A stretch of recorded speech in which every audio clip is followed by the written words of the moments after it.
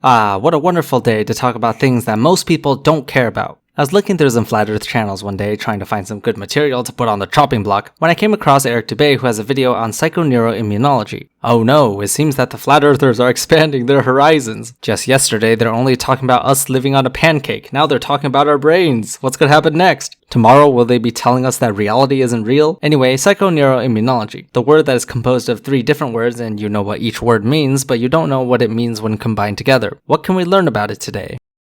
There is an entire, legitimate, and well-researched branch of medicine called psychoneuroimmunology, which studies the effect of thoughts and emotions on human biochemistry. I don't like leaving the definitions to the Flat Earthers, so instead you can learn about what psychoneuroimmunology is for me. It is the relationship between your brain and your nervous system to your immune system. You see, the body has many connections, and many things you may not have thought connects to your brain actually does so. Your immune system is one of those examples. Not many people know that there are pathways that influence how your brain affects things like defense against pathogens. Multiple pathways exist. For example, your pituitary gland and hypothalamus. Now, that's a pretty broad category. This example goes both ways. They influence each other. Stress is a pretty well-known factor that can alter your immune system through this pathway. With a high level of cortisol produced by the adrenal glands, you can expect to have a lower activity of immune defense. Why, Professor Stick, does the body purposely shut down the immune system? You'd think that something as irrelevant as stress should have nothing to do with being infected by pathogens. Yes, I kind of agree. If you try to think of an evolutionary reason, there's not much I can say. But suppressing the immune system in general is quite important because it can be a double-edged sword. It's both beneficial and also detrimental. An overreaction can result in autoimmunity and tissue damage from inflammation. So there needs to be a negative feedback, and Mother Nature decided that stress should be one of those controlling factors. Once you have a high level of cortisol circulating in the body, it increases the levels of anti-inflammatory interleukins within specific types of innate immune cells. This is just one example out of a few on how our brain affects our immunity. If you're interested, I suggest reading more about it. It's really a fascinating topic.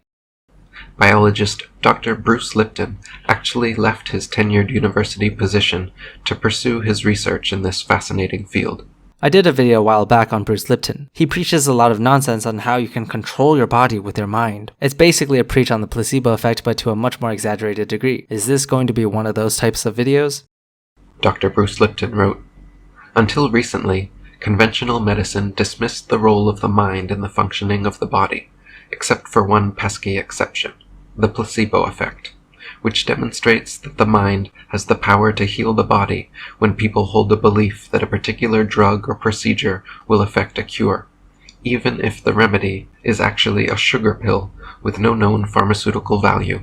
I don't know if this is to criticize modern medicine or if it's to use as a backbone to bring about your point of the mind's impact on diseases. Placebos are indeed very real. It's crazy that just because someone thinks something, it could actually affect his or her treatment. And because of this placebo effect, we have to take a lot of care when it comes to clinical trials. You gotta make sure the patients in the double-blinded study don't know which treatment they're taking. Even the staff administering the treatment cannot know. And blinding everyone can be a hassle sometimes, because even something as simple as expiration dates can make it obvious which samples are controls and which are experimental. And this is all for the sake of eliminating placebo bias. I personally wish that the human mind wasn't so annoying to deal with. Anything that we can eliminate from the complication of medicine would accelerate medical development. At least that's what I think.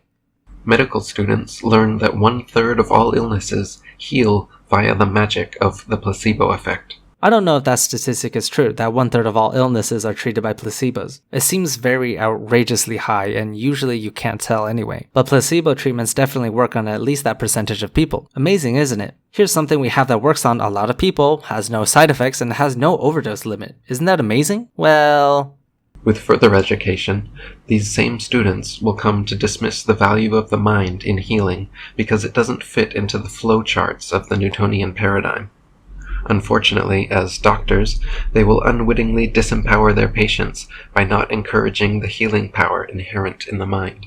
Okay, so this is where we must look at the placebo effect a bit more seriously. See, if someone made a video talking about the power of the placebo effect, I wouldn't bat an eye. But if you're here saying that doctors are maliciously ignoring the placebo because it doesn't fit with some sort of paradigm, then we've got a bit of a problem. The placebo exists, yes, and it's very interesting, but in no way can it replace actual medicine. There's a reason our research is always measured against a placebo. There's a reason we get prescribed actual medicine from doctors. I can think of at least 3 reasons. First, placebos can only do so much. Giving a patient a sugar pill pill is not going to magically cure his or her cancer. There are limits to the mind. Now, if you're talking about something like a fever or the common cold, then sure, go ahead and try a placebo for that. It can even go so far as to treat pain or help in mental disorders such as depression. Second, placebo reporting is biased. We have to be careful for diseases treated by a placebo because statistical analyses has in the past distorted data that makes it seem like placebos are useful. For example, values that are dependent on a patient's subjective responses. I mentioned pain earlier, but just because a patient reports that he or she is suffering from less pain, that doesn't mean they actually are. This is the same for, say, nausea, sleep, or mental disorders, because these are things that are dependent on the patient's subjective interpretation. We don't use placebos for actual medicine because of subjectivity like this. It can be difficult to measure the exact effects of a placebo, so they may be less reliable than we think. Third of all, placebos work differently for different people. There is still a huge portion of patients who do not respond to placebos at all, because in order for the placebo to work, your mind has to be in it and you have to truly believe you're being cured. However, not everyone can do that. This inconsistency amongst different people is what makes this treatment so unreliable. And the last thing a doctor would want is to prescribe a treatment that has a wide variety of outcomes. Instead, using hard-proven medicine is a better option. Now, given these three reasons, do you still think that placebos should be used in medicine? I personally don't think so, although there could be some exceptions. The placebo effect cures 1/3 of all illnesses. This is a staggering statistic. It means that a wide range of health problems can be cured by our minds. Let's just say that that's true, even if I personally don't believe that statistic. So what? Sure, it would show the power of our minds, but that doesn't mean anything unless we know specifically what types of diseases we are curing, and understand why it works for only those diseases. In fact, many ailments are literally created, sustained, and eventually healed via completely non-physical processes involving the mind and emotions. I still have yet to see how this has anything to do with psychoneuroimmunology. This is entirely different than what a placebo is. Psychoneuroimmunology shows physical pathways and real proven influences that the brain, not the mind by the way, has on immune defense. It's physical. Meanwhile, the placebo is more psychological than anything. Very different things, yet you titled your video with the word without making the connection whatsoever. Acne, allergies, angina pectoris, rheumatoid and degenerative arthritis, asthma, cancer, the common cold, diabetes, fever, multiple sclerosis, Parkinson's disease, radiation sickness, seasickness, ulcers, and many more diseases have all been cured using a mere placebo. Okay, I'm not going to go over all these individually because I know the majority of these are bullshit already. Anything that is independent on our mind and subjective interpretation is not going to have any effect, with the exception of Parkinson's for some reason. That one's a weird one, and is the only exception you'll find. Other things you named there like cancer, diabetes, or ulcers most certainly definitely cannot be cured by your mind. But of course, I like to give everyone a chance. If you can show me examples of patients being given sugar pills and magically were cured of these diseases, then we'll talk further. But for now, it seems to me like you're just making unsubstantiated claims. This, of course, strikes another blow at the root of the Western medical paradigm, which traditionally teaches health as a purely physical, biochemical phenomenon.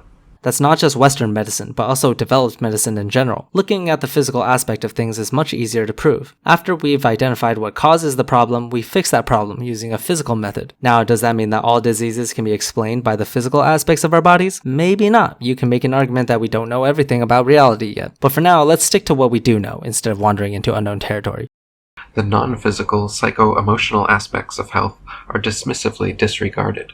They're not disregarded, we understand them, but for the reasons I listed earlier, they're not particularly useful. People with multiple personalities can change eye color. No, they can't. In the 1950s, angina pectoris, recurrent pain in the chest and left arm due to decreased blood flow to the heart, was commonly treated with surgery. Then, some resourceful doctors decided to conduct an experiment. Rather than perform the customary surgery, which involved tying off the memory artery, they cut patients open and then simply sewed them back up again. The patients who received the sham surgery reported just as much relief as the patients who had the full surgery. If true, that is one of the most unethical medical practices I've ever heard of. Jesus Christ. Needless to say, I'm not going to believe it until there is a source for such a claim. Anyway, I was hoping there would be more on psychoneuroimmunology in this video. I got excited because he mentioned it in the beginning and had the word in his video title, but ended up not talking about it at all. Maybe he thinks it's the same concept as the placebo, or your mind healing you, but that's simply not the case. Well, at least you guys learned about what it is, so you can add that to your collection of medical knowledge. Another thing to share over the dinner table. Anyway, that's my time today. Special thanks to all my patrons who are supporting this channel. Fireshard, Liam, Alan Morton, Dawn Jessica, Joe Goldenberg, and JN. I'll see you guys next week.